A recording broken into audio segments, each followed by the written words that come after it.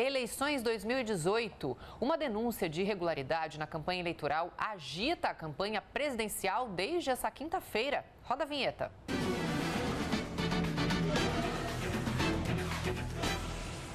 Então eu já vou voltar com o Lucas Pisa, porque tem denúncia de irregularidade em campanha. Lucas, mais uma denúncia, né? Mais uma vez as fake news estão no centro das atenções e acusações, né? Verdade, Andressa. As notícias falsas estão dominando as eleições este ano.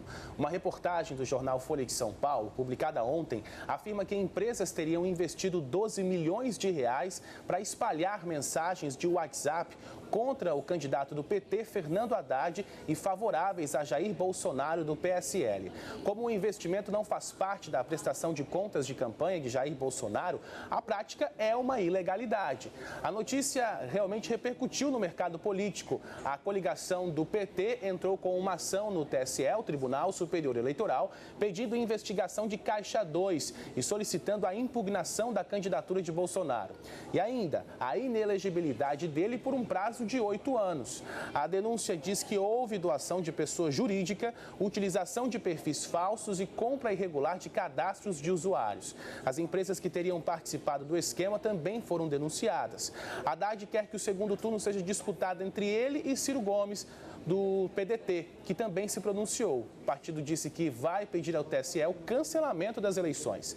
Já Bolsonaro afirmou saber que a prática se trata de algo ilegal, mas que não tem nenhum envolvimento com isso e não pode controlar o que as pessoas fazem. Ele chegou a sugerir que pode se tratar de uma estratégia para prejudicá-lo.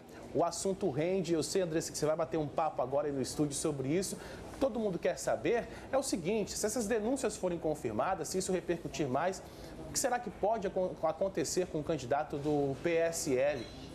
Tá certo, a gente já vai responder essa pergunta. Muito obrigada, Lucas Pisa. Vamos então perguntar aos nossos convidados aqui no estúdio. Eu converso com o Darlan Campos, que é cientista político, e com o Luciano Cioto, que é advogado eleitoral. Muito bom dia, muito obrigada pela presença aqui no Fala Amanhã. Bom dia. É possível haver, o senhor como advogado eleitoral, né? É possível cancelar as eleições nesse momento, já perto do segundo turno? Não, nesse momento ainda não. O que há é uma ação ajuizada na data de ontem pelo Partido dos Trabalhadores, onde são arguidas irregularidades eleitorais de 3 ordens. A primeira delas é de uso indevido dos meios de comunicação e abuso de poder econômico. A segunda, uma irregularidade quanto à propaganda eleitoral pelo uso de cadastros de telemarketing para a disseminação de notícias. E uma terceira irregularidade, que seria na esfera criminal eleitoral, que é a da divulgação de notícias falsas, combinado com uma falsidade na prestação de contas eleitorais. Então, são ilícitos de 3 ordens diferentes e que cada uma tem um rito, um procedimento específico para dedução. Mas alguma delas poderia pôr em risco a candidatura de Jair Bolsonaro, que é líder nas pesquisas hoje?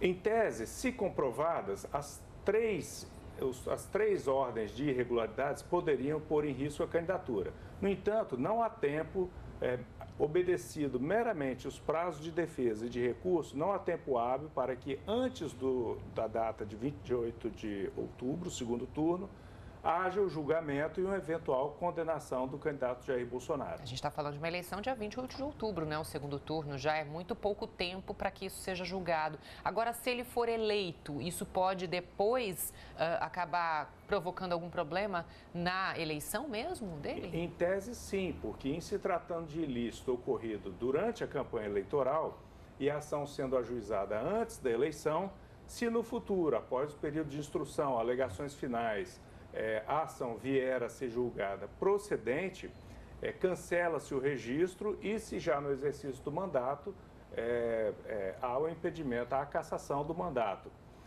A exemplo do que aconteceu na eleição de 2014 da chapa Dilma Temer, que só veio a ser julgado quase 2 anos depois do início do mandato da presidente Dilma Rousseff. Agora, politicamente, Darlan, o que isso provoca na campanha? A gente está muito perto do segundo turno. Isso, uma campanha eleitoral ela é feita de fatos políticos que vão reverberando dentro do cenário eleitoral e alcança a população.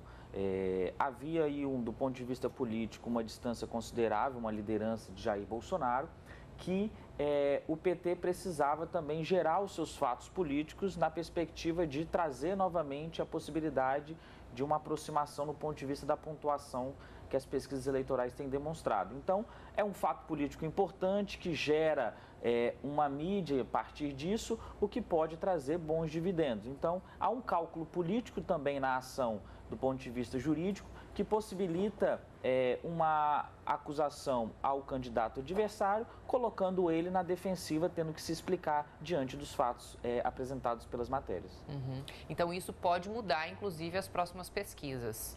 Vai depender da repercussão e a forma como isso vai ser interpretado pelo cidadão comum. Se a gente acompanhar esse segundo turno, nós vamos perceber que a candidatura de Fernando Haddad ela tem praticamente ficado na defensiva, ou seja, tem sido vários casos, várias acusações de coisas anteriores que o PT fez em mandato. Então, ele passou esse segundo turno basicamente se explicando, ajustando o plano de governo. Então, essa perspectiva defensiva dificulta dele aproximar na pontuação. Então, agora há uma inversão. Quem está na defensiva agora é a candidatura de Jair Bolsonaro. Uhum. Bom, as fake news vêm sendo faladas aí durante toda a campanha, né? E agora, mais uma vez, virou uma acusação, inclusive no TSE, né? E isso também não é apenas aqui no Brasil, isso aconteceu no mundo todo já, né?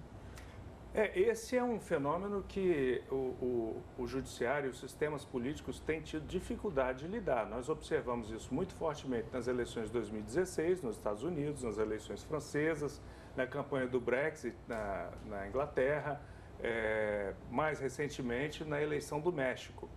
E as democracias ocidentais que têm sido mais afetadas por essas campanhas de fake news ainda não estão dotadas de instrumentos nem jurídicos, nem técnicos, para poder lidar com essa disseminação de notícias. Fake news é algo que já existe há muito tempo, mas com as redes sociais ganhou uma super plataforma que potencializa enormemente o seu alcance. A defesa de Jair Bolsonaro é de que outras pessoas teriam feito isso sem o conhecimento dele. Ele pode provar isso? É possível? Esse é um pré-requisito da lei eleitoral, que no tocante ao ilícito de propaganda, a lei exige a ciência prévia do candidato, a não ser que as circunstâncias demonstrem a impossibilidade de desconhecimento.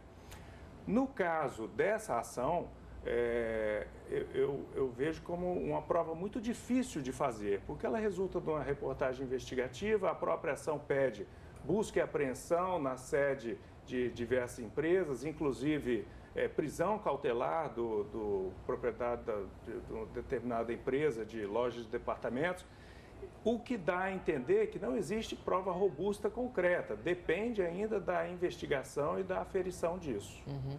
Olha, já que estamos falando de eleições, de olho no aumento da violência em função da campanha eleitoral, o Ministério Público Federal abriu um canal para receber denúncias.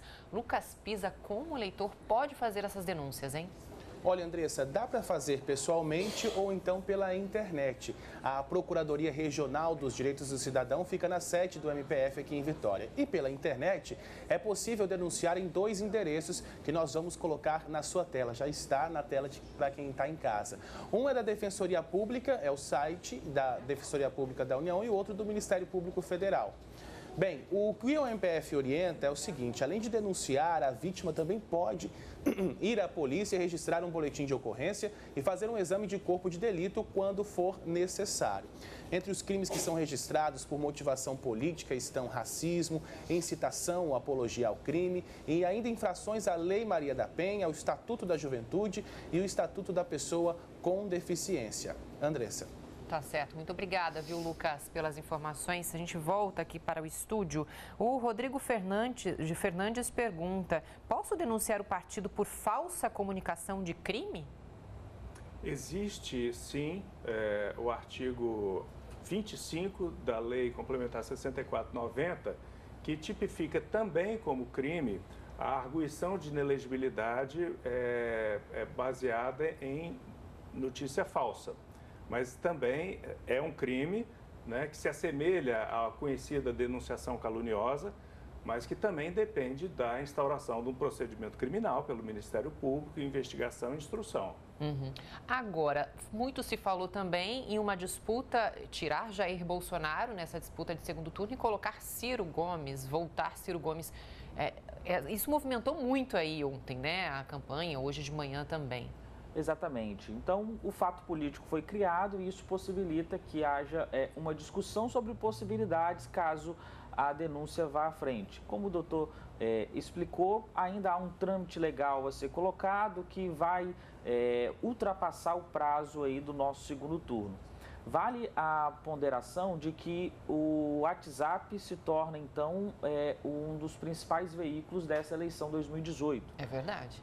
Seja do ponto de vista do eleitor, de conseguir informações a respeito dos seus candidatos ou de se informar sobre política, seja nas campanhas em transmitir as suas mensagens. Então, estamos diante aí de um novo mecanismo de mensagem direta que possibilita um contato direto entre o eleitor, as campanhas e o próprio candidato, que traz um desafio para os órgãos institucionais para permear e cuidar desse ambiente político. Tá, só para a gente encerrar, é possível o Ciro Gomes voltar à disputa? Não existe tempo hábil. É obedecido meramente os prazos de defesa de tramitação da ação, não há possibilidade de julgamento antes do segundo turno. Tá certo, então. Muito obrigada, viu, pela entrevista aqui no Fala Amanhã. A gente vai continuar, claro, discutindo esse assunto até o final da campanha.